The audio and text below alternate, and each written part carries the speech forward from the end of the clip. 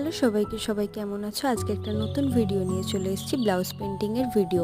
আমি এখানে একটা ব্লু কালারের ব্লাউজ নিয়েছি, তার উপর একটা সিলভার কালার জেল পেন দিয়ে প্রথমে কলকা কমপ্লিট করে নিয়েছি যাতে আমার কালার করতে সুবিধা হয়।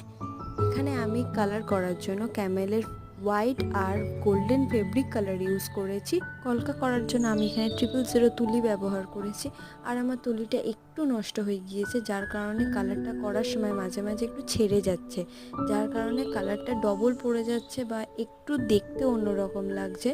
তোমরা একটু খেয়াল রাখবে যে তুলি না যেন নষ্ট হয়ে যায়, বা কোনো কাপড়ের ওপরে কোনো ফেব্রিক করার সময় বা অন্যান্য কোনো ডিজাইন করার সময় তুলি যেন ভালো থাকে, তাহলে ডিজাইনগুলো দেখতে সুন্দর হবে আর মোটা হবে না। আমার ভিডিও কেমন লাগলো অবশ্যই কমেন্ট করে জানিও। আর আমার চ্যানেলে নতুন হয়ে থাকলে আমার চ্যানেলটাকে সাবস্ক্রাইব করে আমার পাশে থাকো। আর যদি কোনো কিছু ভুল হয়ে থাকে তাহলে আমাকে অবশ্যই জানাবে, তাহলে সেটা পরের বারে ঠিক করার চেষ্টা করব। তোমরা